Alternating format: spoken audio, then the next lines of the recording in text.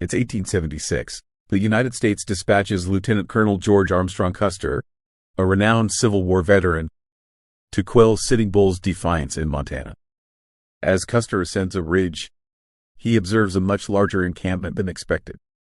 Undaunted, he grins, lifts his hat, and calls out, "Hooray! Lads, we've caught them!" Unbeknownst to him, he faces one of the largest Native American war camps ever gathered, with no reinforcements en route. Within hours, Custer and his entire direct command are killed. His name becomes linked not with triumph but with one of the most devastating disasters in American military history. How did events spiral so tragically? This is the tale of Custer's last stand. George Armstrong Custer was born in Ohio, the son of a farmer. Driven and eager for recognition, he enrolled at West Point in 1857, amassing 726 demerits for misbehavior, a record then. Despite his defiant nature, teachers and classmates saw his promise as a warrior. The Civil War offered Custer the stage to shine. He thrived, spearheading bold charges and securing victories, always leading from the front. His troops admired his bravery, and at 23, he became one of the youngest brevet generals in U.S. history. Dubbed the Boy General, known for his flashy demeanor and long golden locks, Custer was a media darling.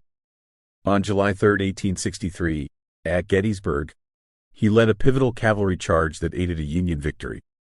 His service persisted until the war's end, and the table on which Robert E. Lee signed the surrender was presented to Custer's wife, Elizabeth, with a note praising Custer's vital role. Post-war, Custer was assigned to the 7th Cavalry to face Plains Indians. He disliked the assignment, viewing it as devoid of chances for fame. In 1868, he seized an opportunity to stand out. The U.S., pushing westward, targeted the Black Hills, home to the Sioux. In April 1868, the Sioux and the U.S. signed the Fort Laramie Treaty, granting the Sioux rights to the Black Hills if they stopped attacks on settlers and stayed on reservations. The U.S., however, had no intent to uphold the treaty, anticipating settlers would spark violations. Most Sioux complied, but Sitting Bull, a Lakota chief, resisted.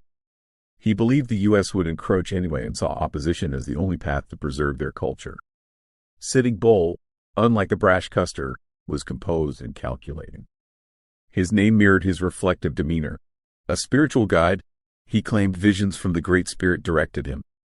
He united Lakota, Cheyenne, and smaller tribes, forming an alliance with his partner, Gall, to counter American expansion. They attacked settlements and rival tribes like the Crow and Araucara, heightening tensions after the Fort Laramie Treaty. In November 1868, Custer led the 7th Cavalry to assault a Cheyenne camp along the Washita River in Oklahoma. On November 27th, at dawn, he charged, killing 103 Cheyenne, mostly women and children. The camp belonged to Black Kettle, a chief amicable with the U.S., complicating peace efforts. Custer's deputy, Major Joel Elliott, chased fleeing Cheyenne with 20 men but was killed when Custer, facing threats from nearby Cheyenne villages, retreated without delay. This choice drew scrutiny, notably from Captain Frederick Benteen, who openly criticized Custer. The Washita triumph elevated Custer's fame, rebranding him as a Western hero. In 1873, Custer was posted at Fort Abraham Lincoln in Dakota Territory to counter Sitting Bull's opposition. Major Marcus Reno, a testy officer with a drinking issue, joined his team, clashing with Custer's ego. Benteen remained a detractor. Custer surrounded himself with loyalists, including his brothers Tom and Boston, his brother-in-law Lieutenant James Calhoun, and his wife, Elizabeth. A half-Sioux, half-Araucara scout named Bloody Knife also joined, bonding with Custer. Bloody Knife held a personal vendetta against Sitting Bull and Gall, who had mistreated him and killed his relatives. In 1874, Custer led a mission into the Black Hills, officially to find a fort location but mainly to seek gold and spur settlement. Accompanied by photographers and journalists, the expedition met no opposition, and Custer spent more time hunting with Bloody Knife than fighting. The discovery of gold triggered a rush, with 15,000 settlers flooding the area by late 1875. Though technically independent, these settlers had implicit government backing, undermining the Fort Laramie Treaty. In September 1875, the U.S. offered to purchase the Black Hills, but the Sioux, led by Sitting Bull, declined. President Ulysses S. Grant issued an ultimatum: any Lakota or Cheyenne not on reservations by January 31, 1876, would be considered hostile. Issued in November 1875. During winter, compliance was nearly impossible. On May 17, 1876, an expedition departed Fort Abraham Lincoln under General Alfred Terry to pursue Sitting Bull, who had gathered followers along the Yellowstone River near its tributaries, the Powder, Tongue, Rosebud, and Bighorn rivers. Terry's strategy involved three forces: his and Custer's from Dakota, General John Gibbons from Montana, and General George Crooks from Wyoming, aiming to encircle the Indians. Custer treated the campaign casually, irking Terry, Reno, and Benteen with his hunting distractions. Reno, sent to scout the Rosebud, found Sitting Bull's trail but was faulted by Custer for not following it. Terry divided his forces. He and Gibbon would approach via the Bighorn River, while Custer tracked the Rosebud Trail. Terry ordered Custer to wait for reinforcements if he located Sitting Bull, but Custer's history of chasing glory made obedience unlikely. "Custer, don't be greedy. Leave some for us," Terry said. "No, I will not," Custer replied. Sitting Bull had gathered about 8,000 people, including 2,000 warriors, preparing for battle.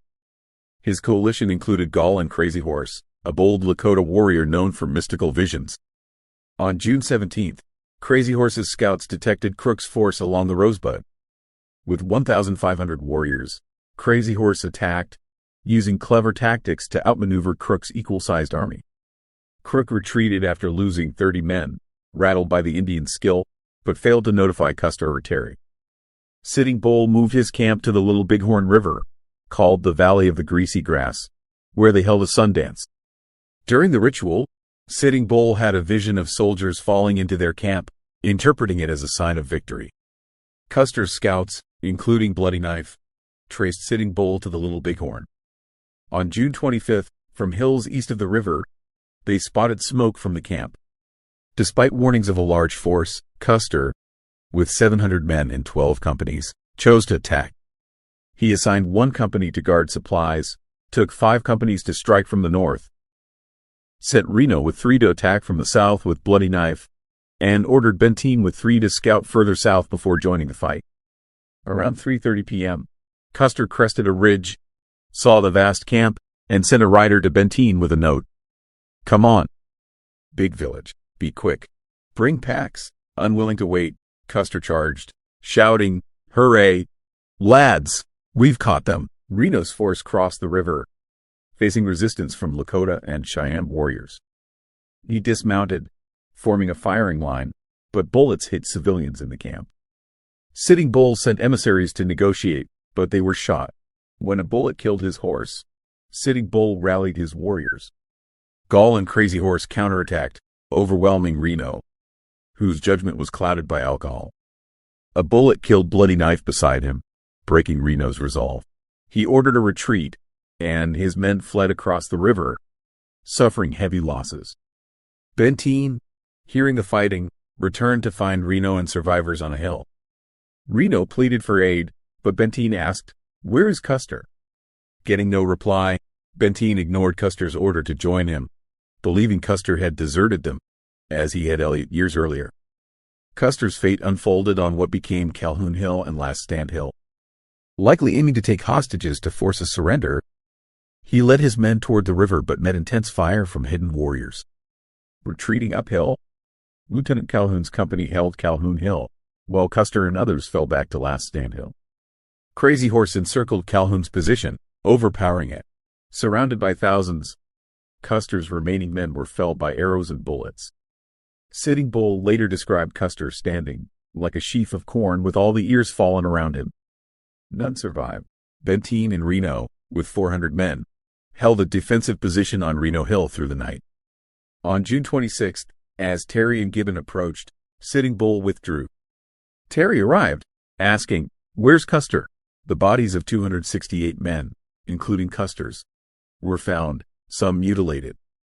Custer had 2 bullet wounds, one in the chest and one in the head. On July 6th, news of the defeat reached Fort Abraham Lincoln, spreading nationwide. America, celebrating its centennial on July 4th, was stunned.